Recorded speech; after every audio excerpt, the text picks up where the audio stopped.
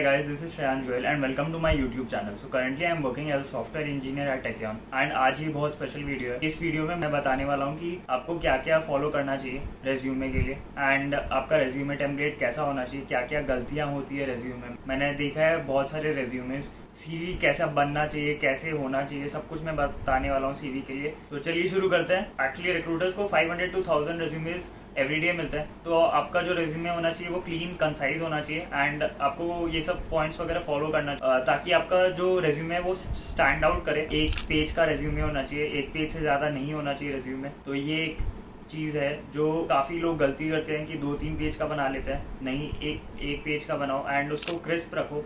Resume में वही आना चाहिए जो आप दिखाना चाहते हो, इरेलेवेंट चीज़ आप हटा दीजिए। तो रेज्यूमे जो है उसको हम प्रॉपर फॉन्ट यूज़ करेंगे, प्रॉपर साइज यूज़ करेंगे एंड रेज्यूमे को हम ज़्यादा कलर नहीं करेंगे, ब्लैक एंड व्हाइट रखेंगे या ब्लू भी यूज़ कर सकते हैं। तो ब्लू ब्लैक में से कुछ यूज़ करेंगे। जो हम डिज़ाइन की बात करते हैं तो लोग सोचते हैं कि हम क्या क्या डिज़ाइन यूज़ करें, तो मैं ये सजेस्ट करूँगा जो लोग ये वीडियो देख रहे हैं कि जो रेज्यूमे है वो गूगल डॉक पे बनाएं आप। थोड़ा उसमें मेहनत लगेगा आपको बट जो आपकी रेज्यूमे बनेगी वो बहुत अच्छी बनेगी। तो आपको ये 6 सेक्शंस फॉलो करना है। सबसे पहले आएगा हेडर्स, फिर एजुकेशन, फिर एक्सपीरियंस, फिर लैंग्वेज एंड स्किल्स, फिर आपका प्रोजेक्ट्स आएगा, फिर प्रोजेक्ट्स के बाद आप अचीवमेंट्स एंड रिस्पॉन्सिबिलिटीज आएंगे। तो ये आपके 6 सेक्शंस होंगे। अगर हम रेज्यूमे की बात करते हैं तो फर्स्ट सेक्शन जो हेडर है उसमें आपका नेम आना चाहिए, जो बोल्ड में होना चाहिए एकदम टॉप पे एंड सेंटर में होना चाहिए। कि हमारा ईमेल आईडी होना चाहिए, मोबाइल नंबर होना चाहिए एंड लिंक्डइन प्रोफाइल होना चाहिए। तो ये 3 चीज़ बहुत इंपॉर्टेंट होती है। डेट ऑफ बर्थ मैंडेटरी नहीं है, आप डेट ऑफ बर्थ को हटा सकते हो। कोडिंग प्रोफाइल के लिए हो तो आप अपना कोड फोर्सेज और ये सब मेंशन कर सकते हो कि आप कोडिंग वगैरह कहाँ करते हो। Geeks for Geeks ID mention कर सकते हो अगर आपने कुछ एस्टैब्लिश किया उधर। तो ये सब जो लिंक्स है आप नाम के साथ ऊपर ही अटैच कर सकते हो। एंड उसके बाद हम एजुकेशन पे आते हैं। एजुकेशन में सबसे पहले आपका कॉलेज होना चाहिए, कॉलेज के बाद आपका क्लास 12 और क्लास 10 आना चाहिए। अगर हम एजुकेशन की बात करें तो सबसे पहले कॉलेज में हमें लिखना चाहिए कि कौन से टेन्योर से कौन से टेन्योर हम कॉलेज में थे, कॉलेज का नाम आना चाहिए, सीजीपीए या परसेंटेज आना चाहिए। तो लोग पूछते हैं क्या लिखें सीजीपीए या परसेंटेज में। मैं बोलता हूँ कि आपका जो सबसे ज़्यादा है आप वो लिख दीजिए एंड लिख दीजिए आपने क्या क्या पढ़ाई करी है कॉलेज में, थोड़ा आप मेंशन कर सकते हो। फिर मैं बात करूँ क्लास 12 और 10 की, वो उतना इंपॉर्टेंट नहीं है, आप उसको रिमूव भी कर सकते हैं अगर आपकी स्पेस के लिए कमी पड़ रहा है तो, या आपने उतना अच्छा परफॉर्म नहीं किया क्लास 12th और 10th में तो आप उसको हटा सकते हो। आपका अगर बहुत अच्छा परफॉर्मेंस है क्लास 12th और 10th में तब आप उसको डाल सकते हो एक लाइन में कि आपने 12th यहाँ से करा था, 10th यहाँ से करा था, आपका इतना परसेंटेज था। तो रेज्यूमे में इसके बाद हमारा एक्सपीरियंस आता है जो एजुकेशन के बाद होता है। एक्सपीरियंस में जो जो जगह हमने काम किया वो मेंशन कर सकते हैं इन अ क्रोनोलॉजिकल ऑर्डर, जिसमें आप करंट जहाँ पे काम कर रहे हो वो सबसे ऊपर होना चाहिए, उसके बाद आपने कहाँ काम किया, उसके बाद आपने कहाँ काम किया।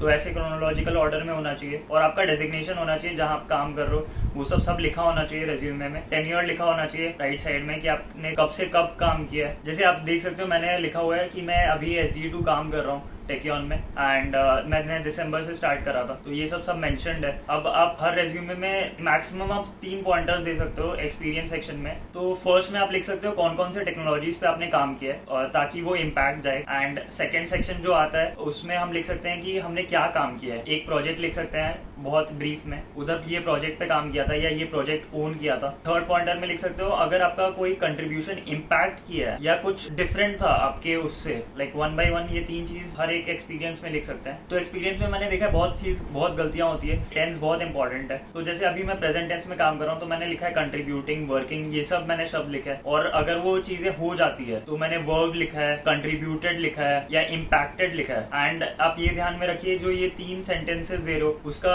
जो स्टार्टिंग है वो डिफरेंट हो जाए, थोड़ा आप उसको ट्वीक कर दीजिए। फिर जो थर्ड सेक्शन आता है वो लैंग्वेजेस एंड टेक्नोलॉजीज का आता है। उसमें आप ये मेंशन कर सकते हो कि आपको क्या क्या लैंग्वेजेस आती है एंड उसके ऊपर ग्रिप मेंशन कर सकते हो। तो ये सबसे इंपॉर्टेंट बात है कि आपको बताना है कि ये आपका क्या है, बेसिक है, इंटरमीडिएट है कि एक्सपर्ट है। क्योंकि आपने अगर लिखा है C++, तो मेरे को ये तो नहीं बताना कि आपका C++ पे होल्ड कैसा है। ये काफी हेल्पफुल होगा रेज्यूमे शॉर्टलिस्ट में। अब हम प्रोजेक्ट्स पे आते हैं। तो प्रोजेक्ट्स की अगर बात करें, प्रोजेक्ट सेक्शन में आप 3 प्रोजेक्ट्स दे सकते हो। गिटहब रिपोजिटरी में आप डाल सकते हो ये तीनों प्रोजेक्ट। वो एक ये शोकेस करता है कि आपके जो प्रोजेक्ट्स हैं वो ओपन सोर्स प्लेटफॉर्म पे है और जो लिंक्स वगैरह जो आप डाल रहे हो गिटहब के, लिंक्डइन वगैरह के लिए, जीमेल के, सब क्लिकेबल लिंक्स होना चाहिए। ऐसा नहीं है कि नॉन क्लिकेबल लिंक्स है। तो प्रोजेक्ट्स की बात करें तो प्रोजेक्ट्स में आप थोड़ा 1 पॉइंट 2 पॉइंट में आप लिख सकते हो कि क्या क्या आपने काम किया है और आपके काम से क्या क्या इफेक्ट हुआ है।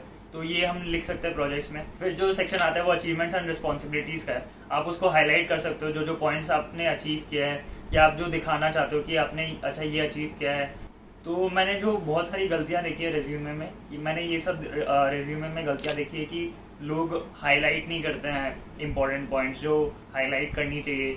लोग सही से लिखते नहीं है, लोग सर्टिफिकेशंस डाल देते हैं। लाइक सर्टिफिकेशन से हमें कोई मतलब नहीं है। सर्टिफिकेशंस आपने क्या क्या करी है, आपको नॉलेज है कि नहीं, वो डिपेंड करता है। आप सर्टिफिकेशंस जो इंपॉर्टेंट सर्टिफिकेशन वो आप अचीवमेंट्स में डाल सकते हो, बट सर्टिफिकेशंस उतना मैटर नहीं करता है। आप सर्टिफिकेशन का सेक्शन हटा सकते हो अगर आपको जगह की कमी हो रही है।